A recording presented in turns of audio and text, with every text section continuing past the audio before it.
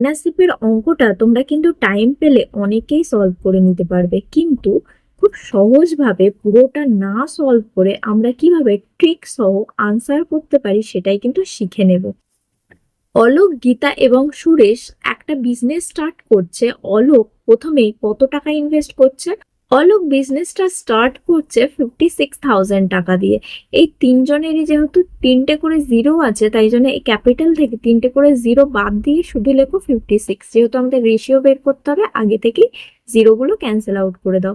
Next Gita, Gita 52 আনছে, 52,000। Next হচ্ছে সুরেশ, সুরেশ আনছে কত? 69,000। এই হচ্ছে ওদের ক্যাপিটাল ইনভেস্ট করার রেশিও। এবার বলছে at the end of the year, মানে বছরের শেষে। এবার দেখো কোনো কেউ এক্সট্রা টাকা আনেনি প্লাস তুলেও নেয়নি, আর সবাই দেখো প্রথম থেকে শেষ পর্যন্ত আছে, তাহলে এই যে ক্যাপিটালের রেশিও, এই রেশিওতেই কিন্তু প্রফিটটা ডিস্ট্রিবিউট হবে। আর যদি টাইম থাকতো তাহলে ক্যাপিটাল ইন্টু টাইম করে যে রেশিও আসতো, সেই রেশিওতে আমরা প্রফিটটা ডিস্ট্রিবিউট করি। যেহেতু এখানে টাইমের কোনো কিছু নেই, তাহলে এটাই হয়ে যাবে ওদের প্রফিট শেয়ারিং রেশিও। এবার বলছে টোটাল প্রফিটটা কিন্তু হয়েছে কত? 76,700। এত টাকা প্রফিট হয়েছে। তার মধ্যে 31% কি করেছে? চ্যারিটিতে দিয়ে দিয়েছে, মানে দান করে দিয়েছে। তাহলে 31% যদি চ্যারিটিতে দিয়ে দেয়, তাহলে বাকি কত পড়ে থাকলো? 69%। 100 থেকে 31% বাদ দিলে বলছে সেটা ওদের মধ্যে ওরা ডিভাইড করে নিয়েছে। তাহলে কত ডিভাইড করে নিয়েছে নিজেদের মধ্যে? 69%। 0 0 কেটে গেলে কত হচ্ছে? 7। 67 ইন্টু 69, এই টাকাটা ওদের মধ্যে ডিস্ট্রিবিউট হচ্ছে। তোমাকে বলা হয়েছে সুরেশ কত টাকা পাবে সেটা বের করতে, মানে এই 69 সমান কত সেটা বের করতে। তাহলে এই যে টাকাটা সবার মধ্যে ডিস্ট্রিবিউট হবে, মানে এদের যে রেশিওতে টোটাল, সেটা তোমরা অ্যাড করলে দেখো 177 পাবে।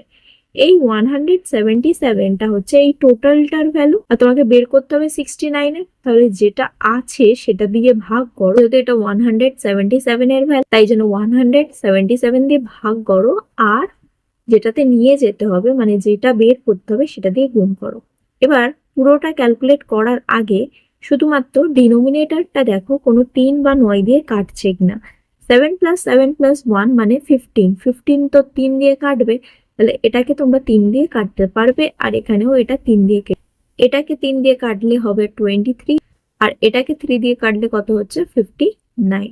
এবার ভালো করে দেখো, এই 59টাকে আর 3 দিয়ে কাটা যাচ্ছে না, কারণ এখানে 5 আসছে ডিজিট সাম করলে। এবার দেখো তোমরা এই ওপরটা যদি ভালো করে লক্ষ্য করো, এটাকে দেখো, এটাকেও 3 দিয়ে কাটা যাচ্ছে না, প্লাস এটাকেও দেখো 3 দিয়ে ডিভাইড করা যাচ্ছে না। শুধুমাত্র এর মধ্যে একটা 3 আছে, মানে এটাকে একটা 3 দিয়ে কাটা যাবে, সেটা হচ্ছে 3 × 23 হবে। মানে যেটা আনসার হবে সেই আনসারটাও কিন্তু 3 দিয়ে ডিভিজিবল হবে, কারণ এখানে মাল্টিপ্লিকেশনে 3 আছে। তাহলে এই অপশনগুলোর মধ্যে থেকে যেটা 3 দিয়ে ডিভিজিবল হবে সেটাই আমাদের আনসার হবে। তাহলে পুরো ক্যালকুলেট না করে চলো দেখে নিই কোনটা 3 দিয়ে ডিভিজিবল হচ্ছে। এটা 9 কেটে দাও, এটা 3 দিয়ে কাটা যাচ্ছে, এটাকে কেটে দাও, 6টা কেটে যাচ্ছে, এখানে 2 পড়ে আছে, তার মানে এটা পুরোটা 3 দিয়ে ডিভিজিবল হবে না। নেক্সট দেখো এখানে 5 + 1 6, 6টাকে 3 দিয়ে ডিভাইড করা যায়। তারপর দেখো এখানে 5 + 2 মানে 7 পড়ে আছে, 7টাকে 3 দিয়ে ভাগ করা যাচ্ছে না, তাহলে এটাকেও 3 দিয়ে ভাগ করা যাবে না।